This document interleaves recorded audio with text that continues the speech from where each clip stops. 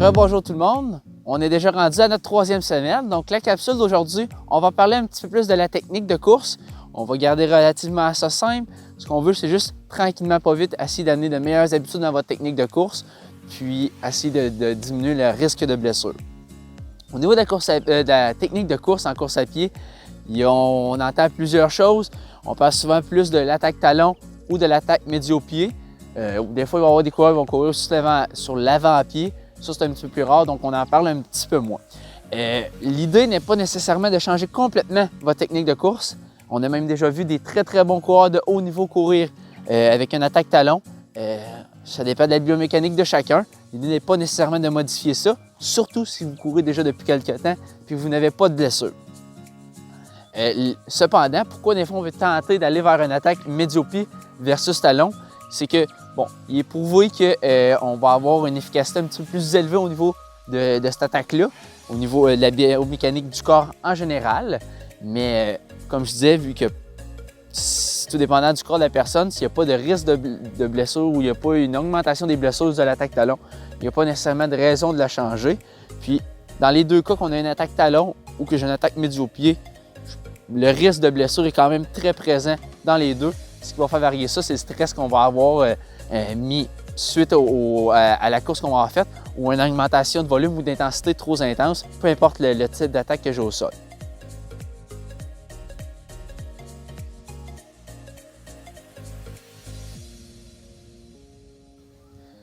Pour améliorer notre technique de course à pied, il y a quand même plusieurs petits facteurs ou petits indices qu'on peut penser puis se rappeler quand on court. Premièrement, il faut penser que quand on court, il faut rester grand. On ne veut pas courir assis. Donc, juste des fois, se rappeler que quand je cours, c'est comme si j'avais quelqu'un qui me tirait avec un fil qui tire vers le haut et non que je suis assis, déjà d'être grandi, d'être droit. Mon corps va être porté d'aller déjà là un petit peu plus vers l'avant. Fait que déjà là, je vais transporter mon attaque qui ici était déjà un petit peu plus talon vers l'avant de mon pied. Déjà là, je vais améliorer déjà là mon attaque au pied. Donc ça, c'est le premier critère. Ensuite de ça, pour s'aider encore là pour mon attaque au sol, c'est d'augmenter sa cadence. Une cadence qui est dite optimale en général, ça va être une cadence de 180 pas minute.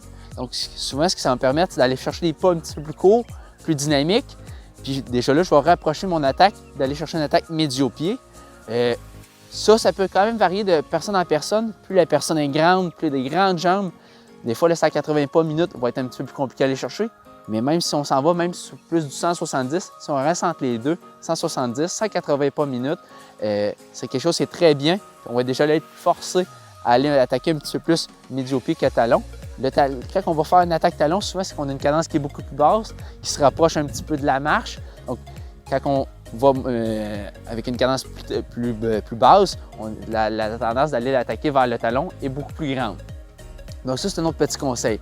Ensuite de ça, quand on court, comme je dis, on va être grandi, on veut s'en aller vers l'avant. Donc, mes bras, quand je cours, sont en mouvement. L'idée, c'est que si on veut se propulser vers l'avant, il faut que les autres aussi aillent vers l'avant. Donc, c'est pas ce qu'on veut éviter, c'est de courir avec les bras, faire des rotations du corps. Parce que je dépense de l'énergie inutilement et qui ne m'aide pas à avancer vers l'avant. Donc, les bras doivent aussi, eux, s'en aller vers l'avant. Puis, la dernière petite technique qu'on peut aider à notre course à pied, c'est ce qu'on appelle des skips. Donc, comme j'avais déjà expliqué dans les dernières capsules, c'est 3 mouvements qu'on décompose de notre course à pied. Donc, le premier, c'est le skip A. Le skip A, ce que c'est que c'est un genou haut qu'on peut faire de façon plus dynamique. Vraiment, là, c'est la première phase de ma course. Le skip B, on va avoir, c'est encore le genou, mais avec un griffé au sol. Donc, quand mon pied se dépose au sol, au niveau de mon attaque. Et le skip C, qui est le dernier, c'est un talon aux fesses, mais avec le genou qui va vers l'avant, comme quand je ramène mon pied à la fin de mon attaque. Donc, le devoir pour cette semaine, on garde ça simple. On vient de faire la démonstration là, des 3 skips, dans le fond, les petits drills pour améliorer votre technique de course à pied. L'objectif, c'est que plus tard, dans vos échauffements, surtout quand on va faire des hautes intensités, ça va être d'inclure ces skips-là à votre échauffement.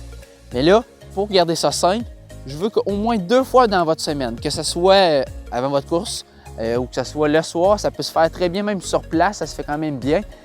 D'inclure ça dans votre routine, soit en même temps de faire vos étirements, soit dans votre échauffement avant votre course ou avant de vous coucher. juste de les pratiquer. C'est pas nécessaire d'être rapide, on peut les faire plus tranquillement au départ et après ça, augmenter le rythme et être un petit peu plus dynamique. Puis après ça, ça va se transposer sans que vous ayez à y penser dans votre technique de course à pied. Donc, c'est le petit devoir pour cette semaine.